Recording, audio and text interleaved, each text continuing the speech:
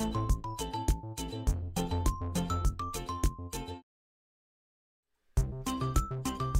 everybody, thank you so much for joining us for our final virtual roundup of the summer 2022 season. We so appreciate you taking the time out of your, what we're sure is your busy schedule to learn a little bit more about camp and get some questions answered and kind of meet virtually, obviously, myself and our program director, Adam. So basically how it's going to work is we will start off with some introductions. We'll do a couple updates, like an enrollment update and then a staffing update. And then we'll move into this presentation that we have. We call it burning questions. So it's very frequently asked questions that brand new families to camp often have. And then we will open up a kind of brief Q&A session as well. So we will likely answer a lot of questions during the burning questions presentation, but if there are any questions that pop into your head as we're going through this evening's program, be sure to definitely drop a comment in the comment feed, and we'll try and get to it at the very end. And and then we'll finish up with some just general information about upcoming events. We've got one more roundup coming up in April. That's going to be an in-person one, and we have our annual open house in May, but we'll talk about that a little bit later. And then also kind of sporadically throughout the night, we will also be doing a couple prize drawings for some FPC merch. So hopefully everybody had a chance to RSVP with the link and had your camper's name submitted, and we'll do a couple drawings throughout the evening's program as well. So like I said, a quick introduction. My name is Megan. I am the director here at Friendly Pines. This is going to be my 10th summer on staff, but then I want to say it's my 21st summer overall. I was a former camper, CIT, counselor, all that kind of thing. And actually my great-grandparents were Uncle Bud and Brownie, who founded the camp in the 40s. So we are celebrating our 81st summer this year. Family owned and operated, 4 generations of our family involved with Friendly Pines. So, and we also have our program director here, Adam. Say hi, Adam. I don't know if you can see. There we go. My mic's on now. Okay. All right. Hey, everyone. Good to see you all here. I see there's plenty of you. My name's Adam Esposito. This is my 7th summer on staff here. I started out as a water ski counselor, and I've kind of worked my way up the ranks a little bit. And I'll be the program director, if I didn't already say that. And I'm kind of behind the scenes here working on making sure the live goes smoothly. Yeah, he's our tech guru, so he's all things. He's all involved in getting this all set up. So, all right, so as far as an enrollment update, so we have been very fortunate. We've actually been completely full for about a month and a half now. Kind of first week of February, we filled up all of our sessions, our 1-week sessions, our 2-week sessions. All of our sessions have been completely full, and now we have pretty extensive wait lists. So we're getting calls every day and having to, give the kind of bittersweet but unfortunate news that we are completely full. But even if you are just now learning about Friendly Pines and you haven't gotten onto a wait list, we still definitely encourage you to get onto a wait list, because for summer 2023, we are going to be introducing a kind of tiered priority access enrollment program. So we always open enrollment, usually September time, early fall. So this coming year, we're going to open up enrollment for the first 2 weeks to every camper that was attended camp in 2022. So if you come to camp this summer, you'll get two weeks of like very early priority access. Then anybody that's on the wait list that did not get to come this coming summer, so if maybe that's a bunch of you that are watching, if you're on our wait list but maybe don't get to come in for 2022, you'll get the next 2 weeks in September of 2023 priority access enrollment. And then once that entire month of enrollment access is up, then we will open it up to the general public. So there's no fee or deposit needed to join the waitlist. Basically, you go to our website, click the join the waitlist now, and you just kind of join the waitlist, and we'll let you know if anything opens up. We will let people know even like a week before a session starts. If we have space, we'll call and see if you're interested in taking it. So really, there's the only thing to lose in joining the waitlist is taking 10-15 minutes of your time to sign your camper up for the wait list. So, and then you'll also get on our email list, and you'll be notified when those enrollment access periods will open. So that's a little bit of an enrollment update. Oh, and then we do have our family camp. The only space in the entire summer that we have is for our family camp A session. So that's going to be August 2nd to 4th. And so we always get the question like, hey, I'm really excited for my camper to come to camp, but me speaking like I'm as if I'm a mom, like I want to come to camp. I want to do the zip line. And our answer to that is family camp. So you can come up and stay in our cabins, have our camp food, and mom, dad, grandma, whoever you consider family or whatever gets to come and enjoy the activities as well. Sometimes a lot of people will come up and do family camp this summer before they're planning on sending their camper to camp. So we do have space in that family camp A. Our family camp B, which is over the weekend, that one is full with a wait list. But our family camp A still is about 40 to 45% full. So still plenty of space. We do it by cabin. So if you want to come with a bunch of friends and be close to each other or stay in the same cabin, that's totally an option. But you'll actually use the same join the waitlist link at the top of our website as well to sign up for family camp. So that's a quick enrollment update, and we're actually going to do our very first drawing. So already jumping right in there and getting the prizes, doing some prize drawings. So first up is going to be this very cool Friendly Pines beanie. So I'm hoping that Adam has the wheel of names up on the screen, so he's going to click that. We're going to have our first prize drawing. Here we go.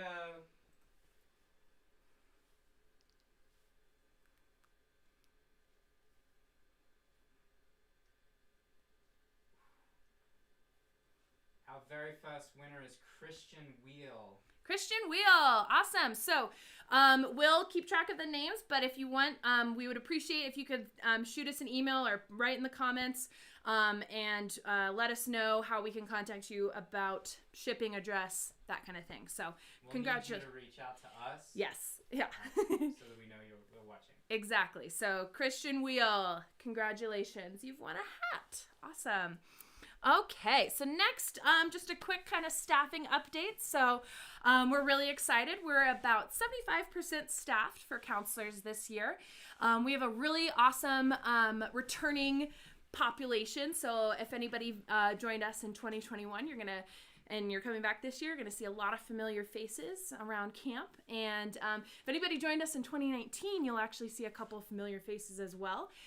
You can see all of the currently hired staff on our website. If you go under the staff tab on our website, there's a meet the staff page, and you can meet all the different staff that we currently have hired. So we are still looking to fill a few more spots. Definitely need some more horse wranglers. We need some more challenge staff.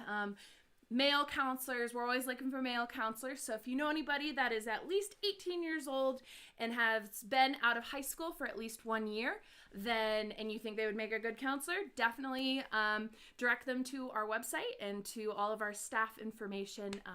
It's a really fun job, really rewarding job, and it's a great way to spend the summer and get childcare experience and leadership experience and that kind of thing. So we're really excited for all the returning staff and all of the new staff that we're really excited to meet in person in just a matter of weeks. It's really coming up on us pretty quickly. So, all right. And so that's just a quick staffing update, and we're already doing another drawing. So this time it is for a Sport Tech shirt. So these are kind of like athletic-y, kind of quick dry fit, if you will, shirts. So we've got this really fun pink color. And we also have this fun lime green color as well. So whoever wins, you get to pick your color, and then you'll also let us know your size, and we can send your size. So we have these in child sizes and adult sizes as well. So for the Sport Tech shirt in lime green or pink,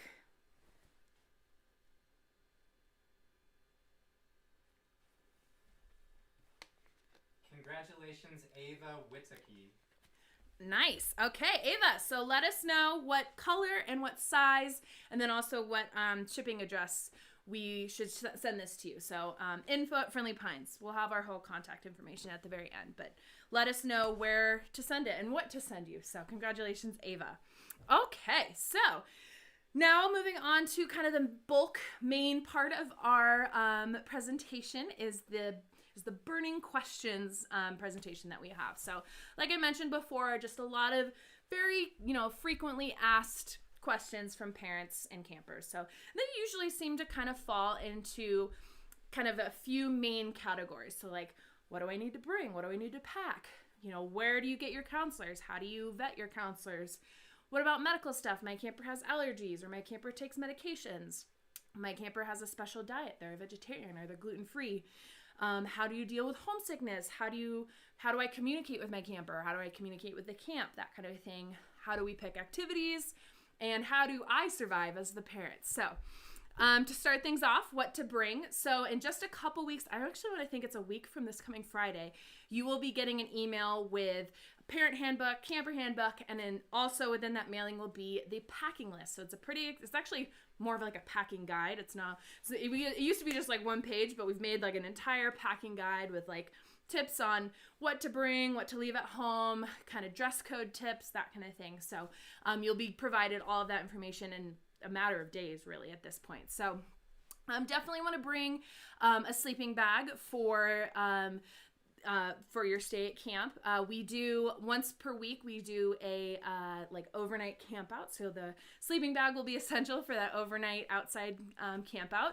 But when I was a camper, I always like to use sheets in the cabin. I don't love sleeping bags because I like to like starfish, so they're a little too constricting for me. So I always use sheets on my bunk bed and then use the sleeping bag on the overnight. So they're all twin size foam mattresses, bunk beds for everybody, but most campers usually bring their sleeping bag. Labeling everything, labeling your belongings, anything you bring to camp will be really, really important. For our 2-week campers, we will do laundry, so that will be important for labeling for that reason. But even if you're a 1-week camper, still labeling your stuff because things inevitably get lost. That's just the way life goes, and we want to make sure that you're, anything that you lose or misplace or leave behind or whatever is returned to you. We'll do our best to do that. So labeling everything, even if like just everything you bring, even like water bottle, your toothbrush, your plastic cup, your shampoo, anything you bring, put your name on it in Sharpie, or we've got, there's labels that you can put on your clothing, that kind of thing. So labeling everything will be really important. We do get rainstorms in the summer, as hard as that is to believe for some people. We experience the monsoons just like folks down in Phoenix and Tucson. So if anybody's coming in any of our July sessions, usually like after July 4th is when our monsoon season will really start to ramp up. That is when we'll see kind of the main monsoon season, but we could get rain in May or June, those Adventure Week camps or Session 1, Pioneer A or B. So it's always important to bring your like rain jacket, poncho, that kind of a thing. Nights will be chillier than the day. Our days usually are in the high 80s, low 90s, and then at night, usually in like the 60s or so. So nice and cool, much nicer than Phoenix, Tucson, all that kind of stuff. So like a jacket, light sweatshirt, that'll be more than enough for the colder weather up here. So as far as like bringing gear for activities, it's definitely up to you. Everything that you could need for our activities, we will provide. So if you want to take horseback riding, we have boots that we can loan to you, and helmets that we'll loan to you. Same thing for like tennis. We've got tennis rackets, we've got fencing gear, we've got soccer balls, we've got all that kind of stuff. But if you would like to bring your own gear, definitely okay.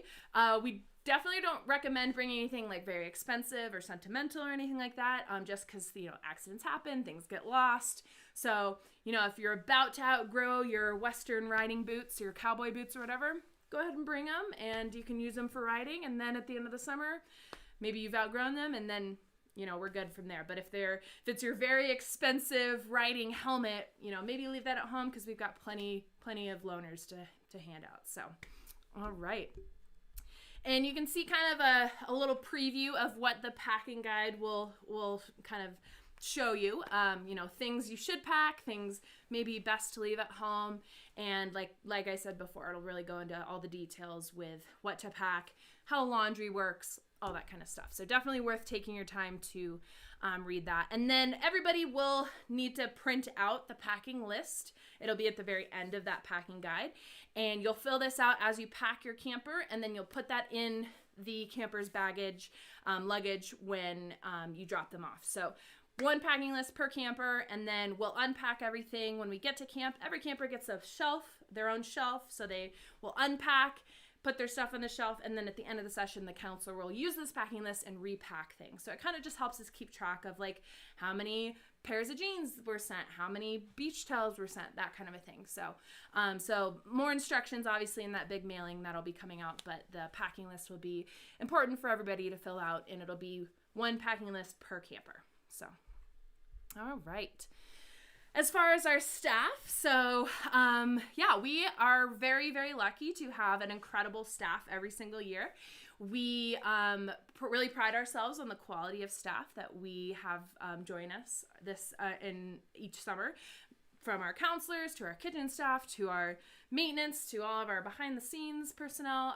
Everybody is really friendly, really awesome, and everybody's vetted. So everybody has to pass a background check. Everybody has to pass a drug test, and that's every single year. So even folks that have worked for us for 20 summers, they're getting a background check every single summer. They're doing a drug test every single summer. And so we're really keeping tabs on making sure that we're having the right people join us at Camp each summer. So let's see. We have a lot of former campers that join us each year as counselors. So I know I can think of at least 3 or 4 that are going to be joining us as first-year counselors, but it's not their first time at camp. And kids look forward to this their entire, like from when they're 12 years old, they're like, I can't wait to be a counselor. And they come back as a CIT, so like a counselor in training, and they finally, go through all the waiting and stuff and finally get to be counselors. And it shows just how impactful camp can be, and that they want to provide the same kind of experience that they had as campers to the future campers and everything. So all of our counselors will sleep in the cabins with the campers. So every cabin will have at least one counselor. Some will have 2. Some might have a counselor and like a CIT, counselor in training type of person. So those are like 15, 16-year-olds who maybe a little too old for the regular program, but they still want to come back to camp and like gain a little bit more leadership experience. So, but everybody will have at least one counselor with the cabin, and they sleep inside the cabin. So it's not like a bunch of campers in a cabin and then there's like a staff cabin next door. It's like, no, there's an actual counselor in the cabin, sleeping in the cabin with the other counselors. So, we just really try and look for people that have a strong desire to work with children, who want to work hard, who want to make an impact. We get a lot of like future teachers and a lot of people in like education, on the education track, but we get also people that maybe are doing like science or political science or something like that, and they just want to spend a summer working with kids and kind of gain that experience as well. So just basically a desire to work with kids, responsible, previous work experience, not necessarily in a camp is important, but just previous work experience, and kind, genuine, upbeat, friendly, trustworthy individuals are kind of what we look for in our summer staff. For medical stuff, for anybody that didn't just join us off the wait list, we did send out our medical stuff in the last couple of weeks. So like your physical exam form, the camper health history, all that kind of stuff. So that'll be important to take a look at if you haven't already. And all of those forms are on our website as well. So if you can't find the email with the physical exam stuff, that is available on our website for download as well.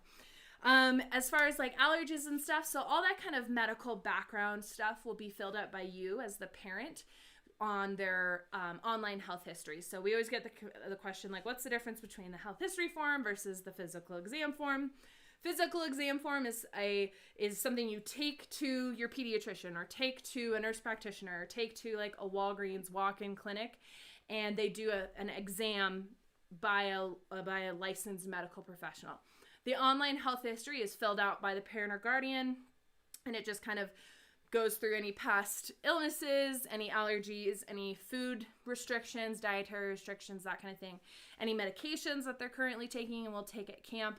That is all done by the parent. So online health history done by the parent and guardian, physical exam form done by a licensed medical professional. And both are very important before coming to camp. So we do have a couple deadlines for basically a month before your arrival is when all of your medical paperwork is due. So for example, Adventure Week campers arrive May 28th. So April 28th is when we'd like all of the medical paperwork turned in. If for whatever reason you can't get it in, like pediatrician can't see them until May 5th, totally fine. Just like shoot us an email so we don't have to bother you or like, you know, keep emailing you like, hey, we're missing your physical. We're missing your physical. Just let us know. Totally fine. We just set those deadlines so that we can get everything in a timely fashion and not have anything, minimize as much as possible kind of the last minute stuff coming in. So basically just keep the 1 month ahead of your camper's arrival kind of deadline in your mind.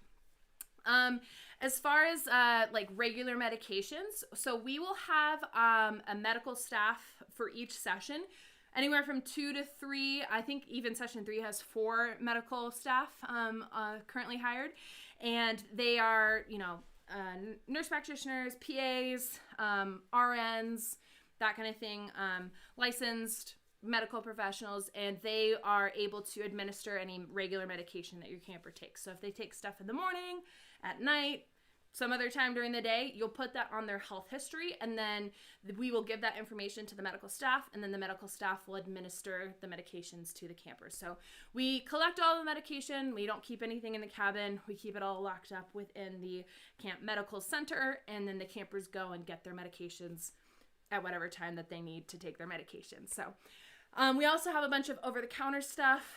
So like, you know, if your camper sometimes needs allergy medication, they don't necessarily take like Zyrtec every single day. We have all that stuff like over the counter, so you don't need to send Tylenol or ibuprofen or, you know, Pepto-Bismol or anything like that. We have all of that over the counter stuff that our medical staff is able to administer.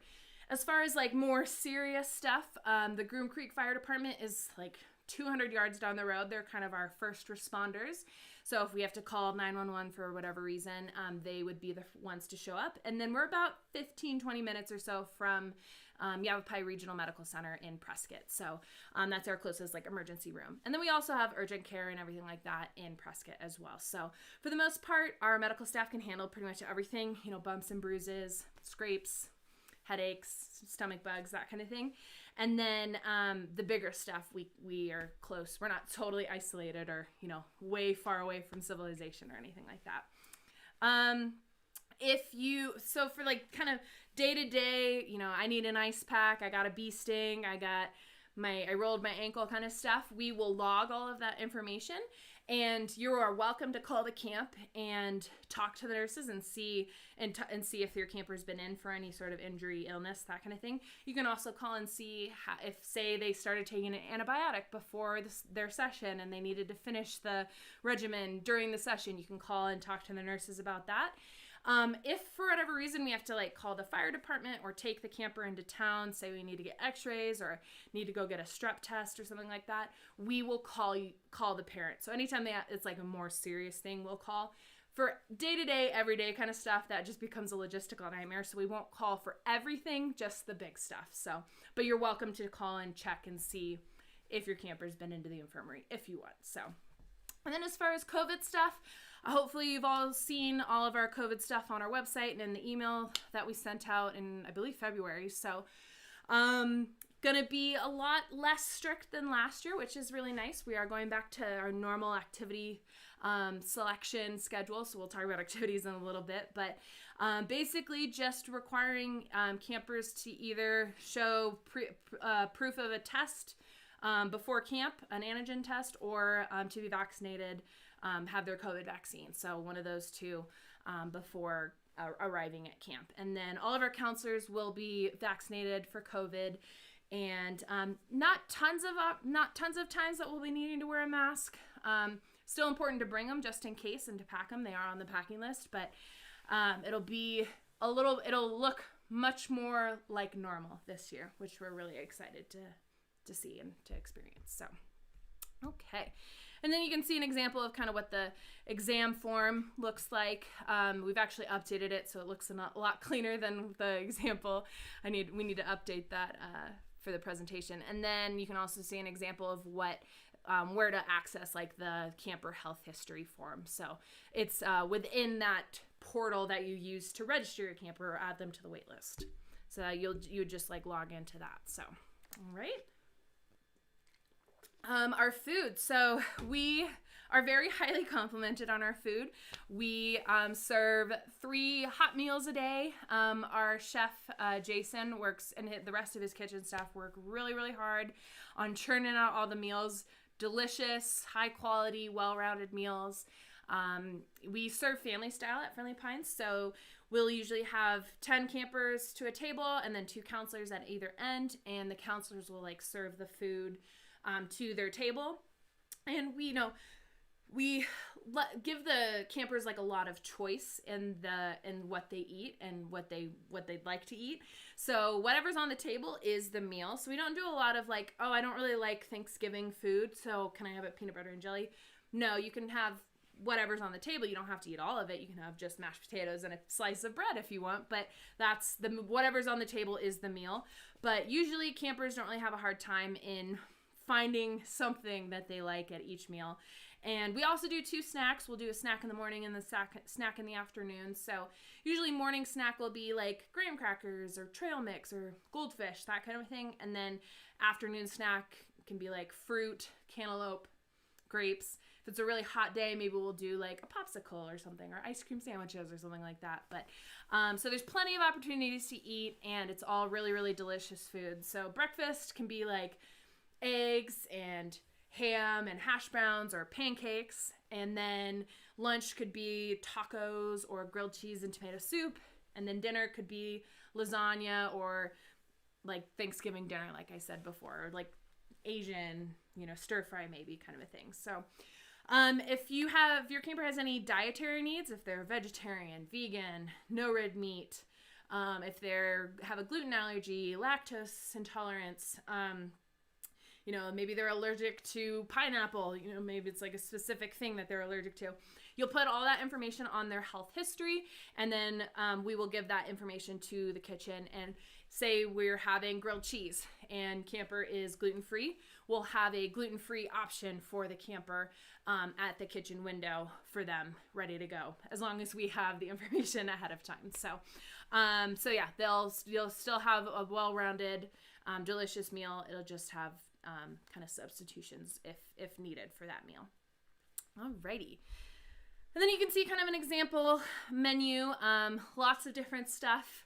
We have an example of this on our website if you want to take a closer look. It's kind of hard to read like on the YouTube live. So, but we do serve dessert at lunch and dinner, and we don't do if you don't eat your vegetables, you don't get dessert. Dessert is a part of the meal. Everybody gets dessert if they want it, kind of a thing. So, but for picky eaters, just they know that this is the meal. The next meal might not be, if it's dinner, it might not be till breakfast. So if I don't really like anything, I can either not eat and be hungry later, or I can maybe try and find something. And we usually find that kids become a little bit more adventurous. They see their friends, everybody else at the table is like, everybody's trying this salad thing. Like, maybe I should give it a go. And I've never tried it at home. Mom always pushes it on me, but maybe I'll try it at camp. And then they find out they love salad or they love green beans, and then they ask for it at home. So, we've never had someone not come back to camp because they couldn't find anything that they didn't like to eat, or they were too hungry at camp. So, but yeah, our food is very, very highly complimented. All right. Need some water. I'm doing a lot of talking.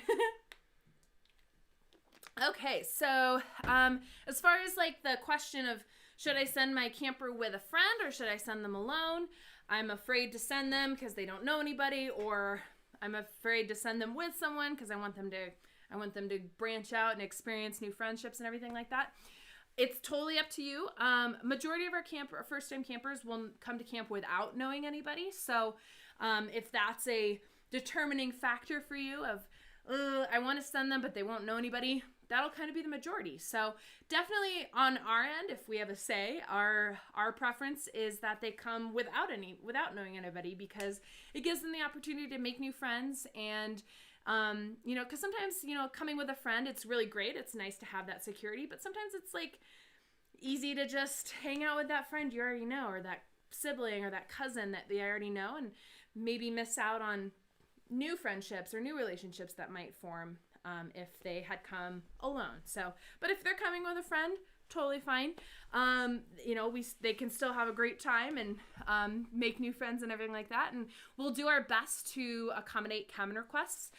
We try and limit the cabin requests to just like one other person, so that we're not doing because usually our cabins will be anywhere from 4 to 8 campers. So if we've got 7 friends that all want to come together and they all want to be in the same cabin, that would leave like one person who doesn't know anybody else left out. So to avoid like the feelings of being left out and everything like that for new campers or other campers, we try and limit the number of cabin requests that people make. So that's just a quick note on that.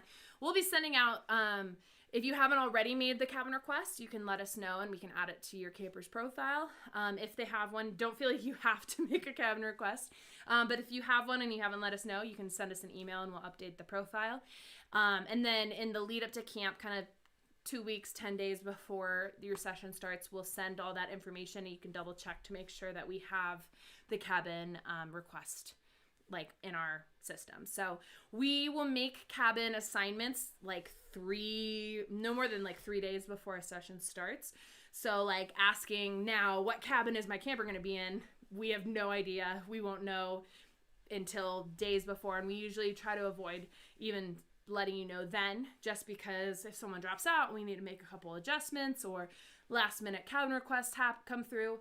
We just don't want to tell someone, oh yeah, you're going to be in this cabin. And then when they arrive, oh, actually you're in this cabin. And then, it kind of throws a wrench into what they were expecting. So you'll find out what cabin you are in when you arrive at camp. Missing home, adjusting to camp, part of the camp, experience. Everybody goes through an adjustment period, whether that's 5 minutes or 5 hours or 5 days. Everybody from the first year 6-year-old campers all the way up to me and Adam, we have an adjustment period to camp every year too. And everybody, it's totally normal for everybody to have a bit of an adjustment period. Most people are fine within a day or two of camp starting. Sometimes people will take a little bit longer, and that's totally fine. Counselors will spend a lot of time during staff training week, going over different scenarios and how to deal with missing home, and working with myself and Adam, and keeping, mom and dad in the loop on how things are going. But for the most part, distraction, getting really involved in the activities, that's usually a remedy for everything. And, kind of doing some pre-arrival prep, like a lot of encouraging talks and pep talks, and trying to avoid the notion of, if it gets too hard, just tell the directors that you want to come home. We want to avoid that, because sometimes campers lock into that. Well, if mom told me if I wasn't happy, I could go home. Unless that's really what you believe, we still think that's not a great thing to tell the camper. Let them experience it, let them work through the, adversity and everything like that, because it will serve them much better in the long run by letting them stick it out, be a little uncomfy for a couple days, rather than, okay, just come home kind of a thing. So, bullying, part of the enrollment process, you probably saw there was what we call our hero program. So once we get to camp, we'll also be talking a little bit more about the hero program.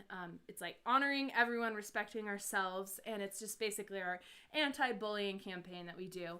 We'll do stuff like, the cabin will make a set of cabin rules. We call it the cabin pact, and it's just standards that everybody in the cabin will live by and uphold, and treat each other respectfully, and work together on creating a very hospitable environment for everybody. So we don't really have time for bullying, and kind of like with the missing home stuff, the counselors are trained on signs to look out for exclusion or bullying, symptoms, that kind of thing. So Usually counselors are able to handle it, but if they ever need assistance, the program director and myself, we are also around to kind of step in if we need to. But very rarely do I need to step in for those kinds of things because one, it doesn't really happen, and then two, if it does, counselors are able to pretty much handle it themselves. So, how do you, my camper's missing home? How can I find that out?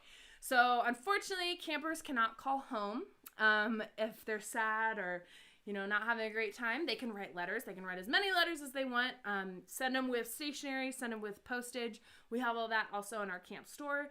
But having everybody call home if they're missing home just turns into a big logistical nightmare. So as harsh as it may sound, we don't do any sort of phone calls with parents or in their campers. Parents can send letters. Parents also have the option of sending an email. So you can send your camper an email. You'll put like their name and cabin in the subject line, and then we'll print it out and put it in the mail as if it's like a regular letter. So you can kind of do quick, like just shoot out an email at work, say, and can get them a letter that way. And then traditional snail mail. So that's how campers will be able to communicate with you.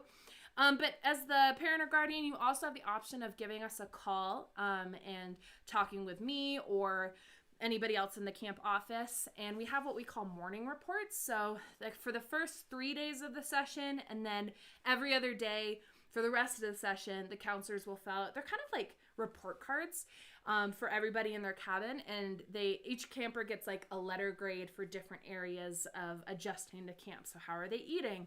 How are they sleeping? How are they, like working with the other campers in the cabin, that kind of a thing.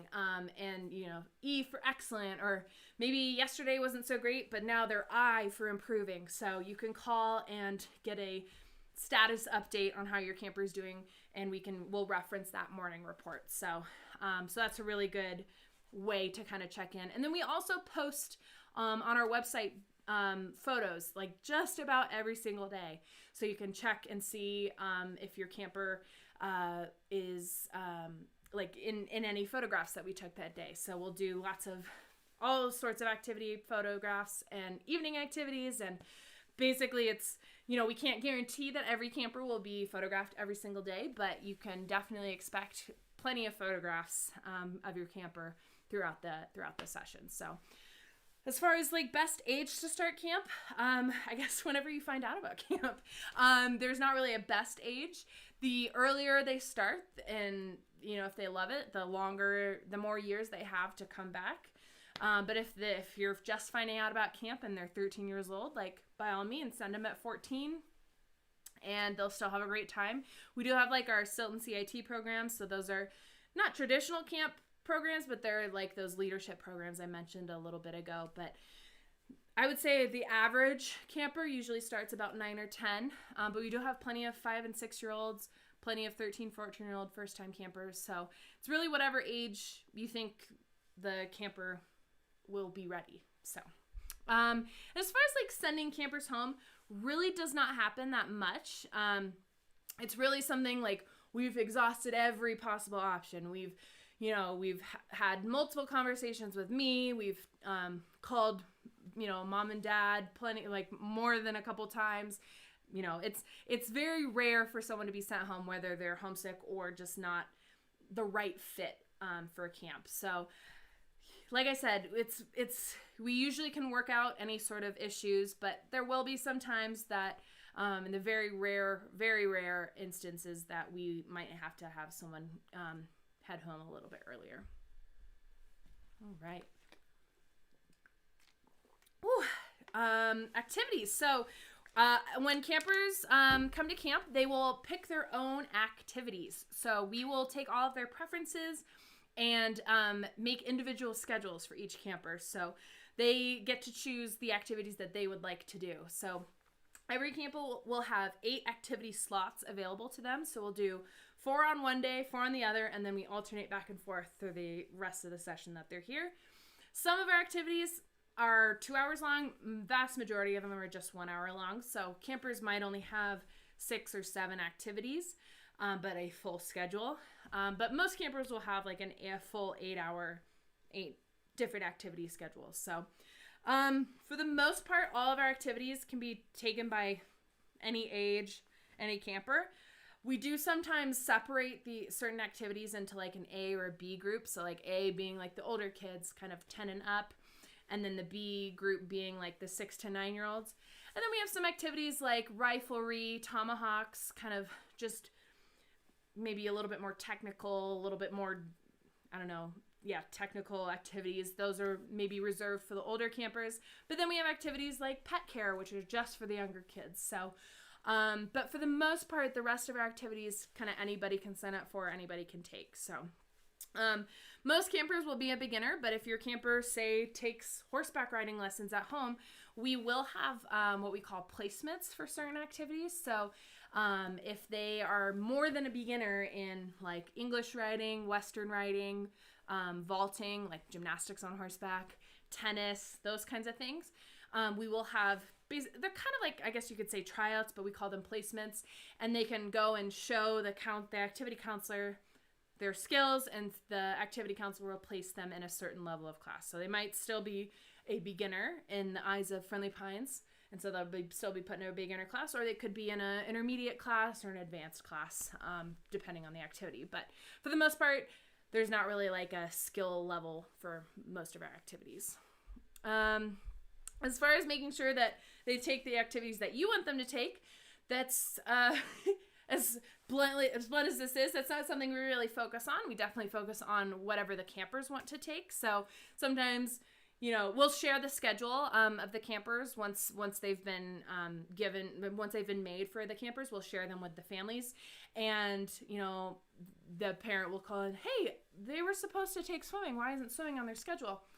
Camper decided they didn't want to take swimming. So at the end of the day, we definitely leave it up to the campers and their choice. We do allow like one schedule change. So if they get a schedule and they thought they would maybe like this one activity and they want to switch out of it, they can do that. And then, basically, for most activities, if they want to take it, we let them take it. Sometimes people have reservations about something like riflery or something like that. So if you have like a target sports kind of, weapon activity that you don't want your camper taking, we would take that into consideration. But if you don't want your son taking sewing, but your son wants to take sewing, then we're going to let your son take sewing, kind of a thing, because that's what he wants to do. So we definitely pay attention to what the campers would like to do.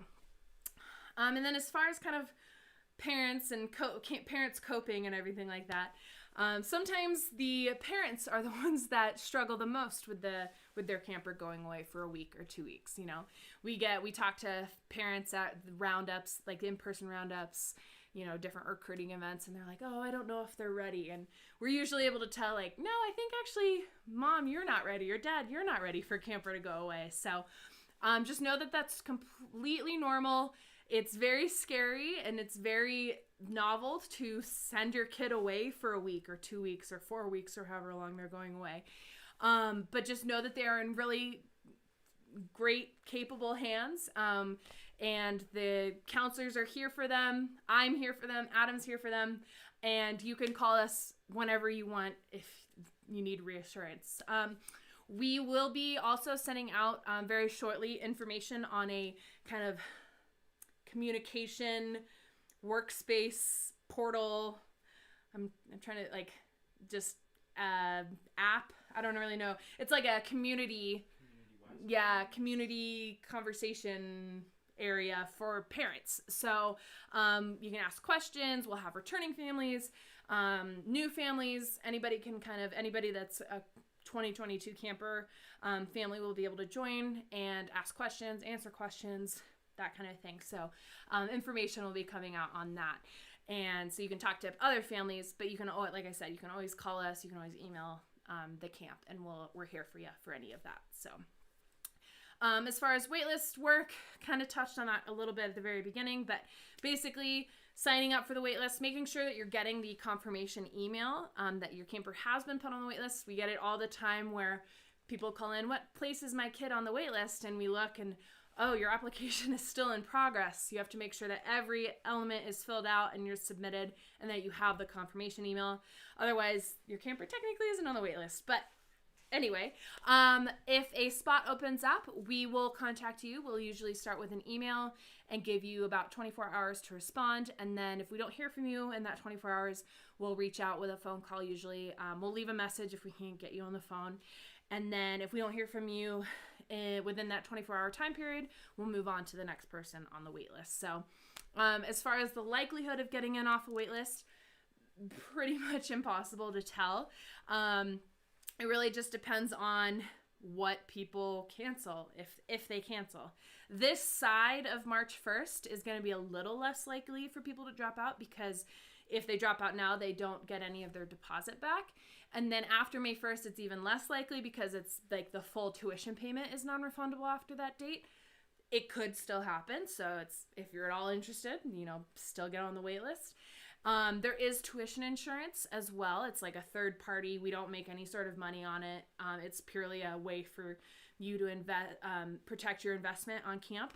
And it's very relatively priced.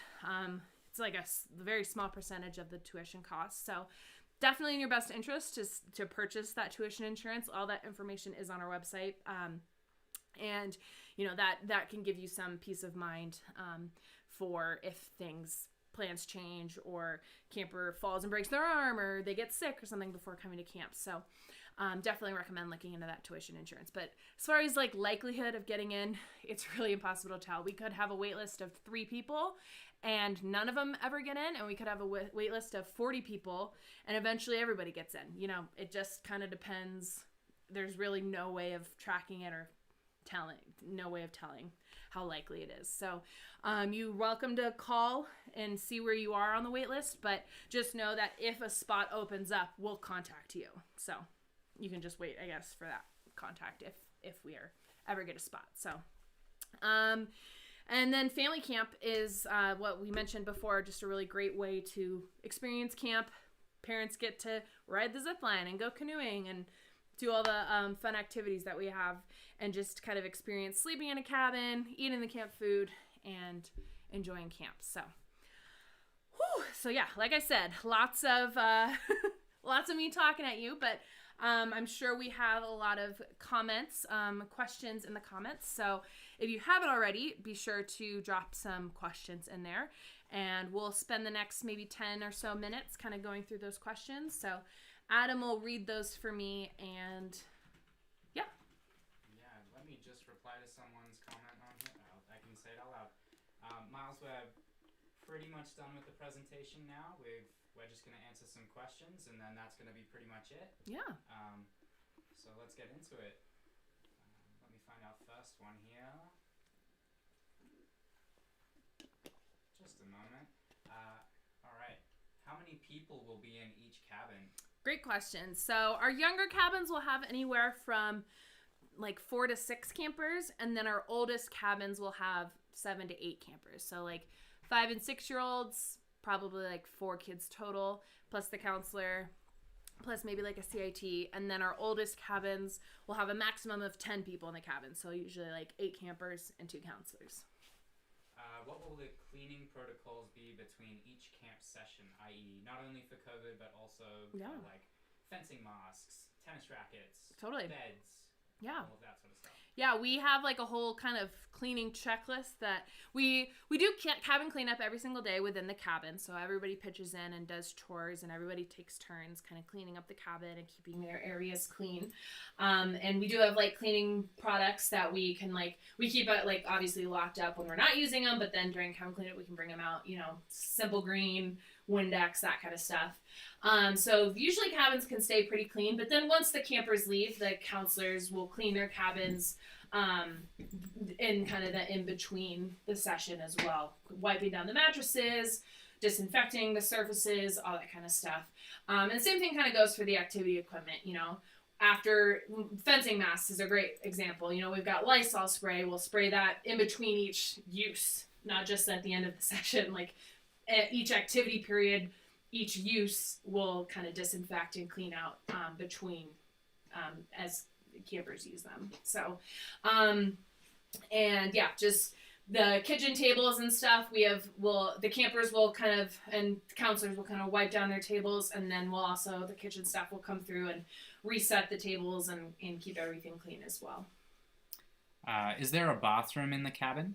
Great question. Yeah, so all of our cabins have a sink, shower, and toilet inside the cabin. So we've got our bunk beds, we've got our shelves, and then those 3 kind of bathroom necessities. So we do have a few like external bathhouses, but for the most part, the sink, shower, and toilet within the cabin kind of suffices for everybody. So, but it's really nice. You don't have to if you need to go to the bathroom in the middle of the night, you can just kind of stumble out of your bunk bed and go straight into the bathroom. What if you want to be with the younger kids?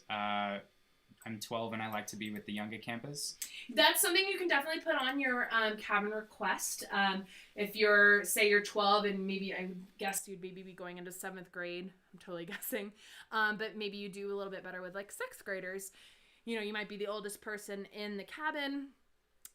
But you're with younger campers. We'll do our best to accommodate that. That's not a problem. We don't usually bring younger kids up to older kids. And that's another thing with the cabin mate requests. So if cousins are coming and one's 11 and one's 10, we're going to move the 11-year-old down to be with the 10-year-old. So sometimes people will put in I want my 2 sons to be in the same cabin together, and one's 13 and the other's 9. We'll usually reach out in those kinds of situations because that would mean the 13-year-old would be in a cabin with other 9-year-olds, potentially 8-year-olds, maybe a couple 10-year-olds. So it's not always the best fit for cabin requests if there's a large age discrepancy. If they're both going into 8th grade and one's 12, one just turned 13, very easy. Very likely they would have been in the same cabin anyway, but just know if it's a 12 and a 10-year-old, the 12-year-old is going to get moved down to be with the 10-year-old. So just kind of keeping that in mind as well. But as far as preferring to be with younger campers, just putting that in your kind of camper profile and letting us know that's something we can definitely do our best to accommodate. Along a similar vein, someone says, when sending siblings to the same session, can we request them to be in different cabins and different activities? Yeah. So, if there's someone that you're coming with or is coming to camp and you'd like them not to be in the same cabin, same thing kind of goes a non-cabin request. We will do our best to accommodate that. For activities, it's very random. So we don't do activity requests to be with other people. So we're usually able to do the cabin mate requests, but if you have friends that are coming, we won't make their schedules be the same so that they have every activity together. If they happen to have some activities together, that's great. Even if they signed up on their preference lists, made them exactly the same, it's not a guarantee that they'd have the exact same schedule because we have a bunch of different activities at different times and everything like that. So we won't do a cabin or a schedule change to be with someone else. I don't want to do soccer anymore. Can I switch into archery kind of a thing? I want to do soccer, but can I move it to 4th period so I can be with my best friend? We don't do anything like that. But as far as not being in an activity together, that's kind of random. If it's a very specific reason why they shouldn't be in activity, you can let us know. But if it's not that big of a deal, they might randomly kind of end up in activities together. For a 6-year-old who must use topicals twice daily for eczema, is it possible for her to get reminders for this? Yeah, so our counselors will also be given the health histories of all of their campers within their cabin, just their cabin. So the counselors will know if their camper takes meds, regular medications, or needs to see the camp's medical staff, twice daily or whatever. And they can remind the campers hey, have you taken your meds yet? And then also the medical staff will keep a log of who has showed up, who has not, and then we'll do announcement reminders. Hey, make sure you've taken your meds if you haven't already. And if it's really desperate, then the medical staff will actually come out and seek the campers as well. So for the most part, the counselors do a pretty good, for the most part, the campers kind of remember I got to take my meds. That's just part of my day kind of a thing. But the counselors do a good job of reminding them if they're on the younger side and maybe a little bit forgetful. Kim Owens says, thank you. Ari and Jonathan are excited to come to their second camp at FPC. Yeah. When will they choose activities this year? I understand it's different from last year. I might field this one. Yeah. So we're doing it a little bit different this year. It looks like we're going to be sending out a Google form about a week before camp out to families. We'll get those preferences in, and then we will start to build the campus activity schedule. So you'll get an email, probably a follow-up email, maybe a second follow-up email, making sure that we have those camper preferences in. Yeah. So a little bit different. In the past, we've done it when they arrive at camp, but this year we have to use a different method of activity scheduling. So we're just starting the process a little bit earlier. So they will be picking their preferences at home before they arrive at camp. So we understand like that might be something that parents fill out for them, or parents have a strong hand in. So we definitely encourage folks to let the campers choose their preferences, but we do have that if they want to do an activity schedule change once they get to camp, that will be an option as well. So a little bit different, but still picking their own activities. And Julie Fowler asks, is there an opportunity for me, a mom, to work or volunteer during the time my daughter is a camper? We don't really do many volunteer things, just because we're not a nonprofit organization, so it's just a little bit hard with like workers' compensation and hours and payment and non-payment and stuff like that. So we don't really have many volunteer opportunities. We are always looking for medical staff to work for the session that their camper comes. So one of the perks of being a medical staff is you get to bring 2 kids along. If you have 2 kids that you want to send to camp, and you can work the session. You don't have to work the session that they come, but you'll have 2 camperships for medical staff. So anybody that's RN, nurse practitioner, PA, any doctors. We don't get many doctors, but sometimes we do. But that's kind of like the one position that it has like campership, like campers can come while you work situations. Otherwise, there's not really many other opportunities. If you have any special skills, you're definitely welcome to email us and see if we have any needs. But really, our medical staff is kind of the only area that would kind of fit into that parent working so kids can come to camp. If you have significant horse experience as well, reach out. We might be able to work something out there. Yeah. After that one, will there be an opportunity for sibling connection time throughout camp, especially the 2-week program? Yeah, so lots of times seeing people around camp. In the evenings, we do our evening activities, and it's kind of like all camp. So the whole camp kind of does stuff together. So there will be the random opportunities that the campers have their schedules kind of match up. Maybe they have first period archery together or something like that, and they'll get to see each other passing between activities, during meals, after meals, during camp songs. During those evening activities, it's kind of hard to go even half a day without seeing a sibling or a friend or whatever. So we aren't going to do like what we did last year where we have like dedicated sibling time. We did that last year because there wasn't a lot of mixing. There's going to be a lot more mixing this year, so we don't really need to set aside the time for the siblings to interact. They'll just naturally get to interact if they want to. Will we be able to request certain people for our child to sit with at meals? One has a friend moving away to a different state and would like to be with them before they move away in the summer.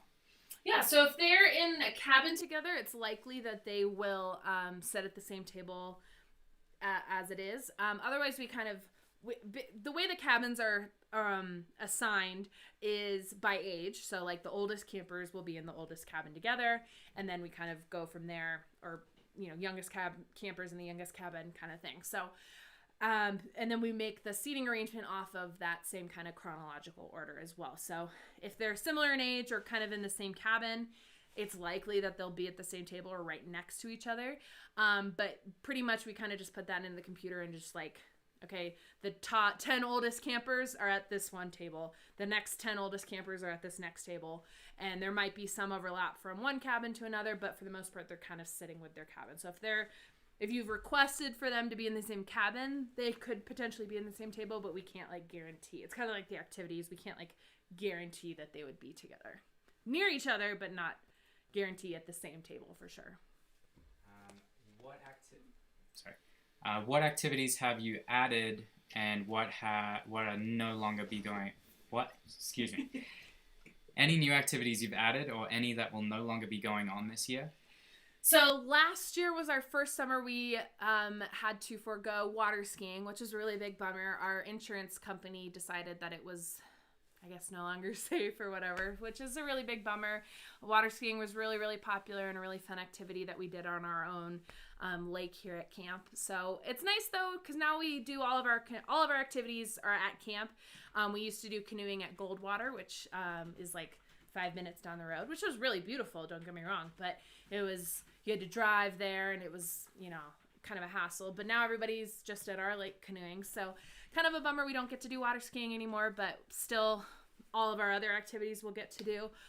We just hired a fencing counselor, which I'm so excited about. I was getting a little nervous that we weren't going to have anybody for fencing, so keeping our fingers crossed that he definitely comes and nothing comes up that he can't come, but he seems really awesome and we'll get to do fencing. That's always kind of a hard one for me to find because it's a very obscure talent skill to know how to fence already. So but we have someone so far, so we will have fencing as of right now. I believe we're going to try and implement podcasting this year. We've been trying to for a couple years, obviously COVID threw a wrench and all of that, but podcasting, we do have a podcast, in case you didn't know. Day is Done, the Friendly Pines Camp podcast. Adam here is our host, and he does a really great job with that. But we're trying to implement that into our activities, and then I think we're also going to try and do like improv as well. So we'll be bringing guitar back. We haven't had that in a couple years because that's kind of like fencing, where it's kind of hard to find a counselor to teach that. But we are so far having that back again this year, and otherwise it's the same classic activities: horseback riding, arts and crafts, sewing, which is our most popular activity. Sometimes people are surprised to hear that, but Yvonne is our sewing extraordinaire. She'll be back, I think, for her 53rd summer, so she's been around for a very long time, but she'll be back with her sewing guild crew, and we'll be running the sewing program again this summer. So swimming, we'll have tennis, basketball, fencing, archery, riflery, we have over 30 different activities available for the campers to take. Ropes course, all that kind of stuff. Okay, we've got 3 questions left. We're going to make Jennifer's question the last one. Perfect. Regarding, Miles Fink asks, regarding the other one, they are different genders but same age, so will they be eating together? Potentially, yeah. So we'll usually do like 5 boys, 5 girls at a table. So it'll be mixed gender as well. So if they're like, say they're twin siblings or whatever, they will very likely be at the same table. And yeah. Heather Donnell asks, what ages could be in the same cabin? 8 and 10, 10 to 14, It's an important question. It really depends on kind of the distribution of who comes to camp in the given session. Sometimes we'll have a very old session, so like our oldest cabin might be all 14-year-olds, or we might have a very young session where there's 2 14-year-olds and then 5 13-year-olds and then like a 12-year-old in our oldest cabin. It just kind of depends on what campers are coming. But you can usually expect the campers in each cabin to be roughly the same age and usually going into the same grade usually. So like if they're 9-year-olds going into, I want to say like 4th grade is 9 years old usually. You know, you'll have other 9-year-olds. You might have someone that like turned 10 in May or turned 10 at camp kind of thing. Or an 8-year-old who's going to turn 9 in July or at camp going to turn 9 years old. So like very kind of, for the most part, there's a pretty close distribution in age. As you get into the older and younger, it's kind of like a bell curve, the age distribution. So like youngest cabin might have like a 5-year-old, 2 6-year-olds, and a 7-year-old. But then like in the middle of camp, in the middle age group, you might have an entire cabin of 9-year-olds born in January, February, and March kind of a thing. Like that could work out too. So for the most part though, it's all very similar age. You won't see someone that's 12 in an 8-year-old's cabin. that just won't happen. And Jennifer Addington asks, when will the horse camp decision be made? Yeah, so we have reached out to all of the folks that signed up, on the wait list originally, and have filled those spots. So I guess technically the positions have been already filled, but like the other wait lists, if anything does open up, we'll reach out to the next campers on the wait list. Yeah. So that was all of our questions. Perfect. We have one more drawing that we're going to do, this time for a Friendly Pines water bottle. So we'll pull that last drawing screen up. Here we go. Our last drawing for the water bottle. Nice smoke water bottle. Goes to Jonathan Owens. Jonathan Owens, congratulations. Let us know where we can send you your free FPC water bottle. So don't forget, can we read the other winners one more time? Yes. It's like Wheeler. Is that what? Wheelan, maybe? I'm sorry. Just hang on one moment. Ava, I think, won the shirt. Christian Wheel. Ava Whittaky. got the shirt, green or pink. And Jonathan Owens. And then Jonathan Owens got the water bottle. So reach out to us and let us know where to send your prizes. So if you want anything tonight, please reach out to us. I just want to double down on that. Reach out to us. Let us know. All right? Excellent. Awesome. Well, again, thank you so much. Hopefully we answered any questions that you might have. And excuse me, if you have any more, Adam and I are here Monday through Friday. We're even here sometimes on the weekends. Shoot us an email, call us, let us know if you have any questions. Definitely be on the lookout for more emails coming your way. That parent handbook will be really handy, coming out to you in about a week, a little more than a week. And packing guide. Also information on that camp parent community portal. I don't really know what to call it. If anybody's familiar with Slack, it's going to be on Slack. It's basically kind of professional instant messaging, if you will. So, but we'll have a Slack workspace for all of our camp families. So be on the lookout for that information.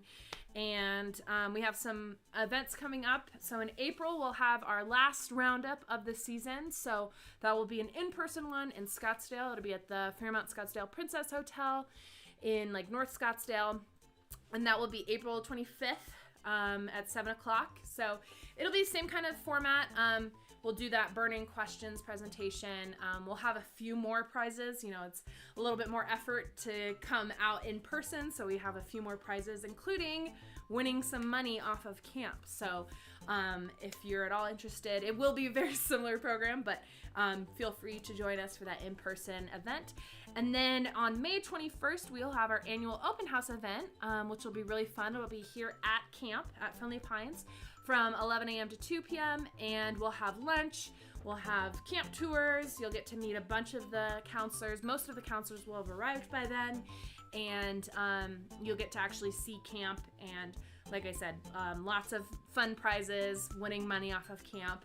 But it's a really great way to kind of see camp before arrival day. So, but yeah, other emails and stuff will be coming out, travel information, all that kind of stuff will be coming out to you. But if you have any other questions, please don't hesitate to contact us. We're here to help. So, spending your evening with us, and we're so excited. It's starting to feel like spring and summer outside. The light it's staying lighter longer. It's really starting to feel like summer. So we are really hope you're as excited for summer 2022 as we are. So. And if we weren't able to get to any of your questions tonight, please don't hesitate to email us at info@friendlypines.com. We'll be happy to answer your questions over email, or give us a call anytime, 928-445-2128. Wonderful. Thank you, everybody. Have a great rest of your night.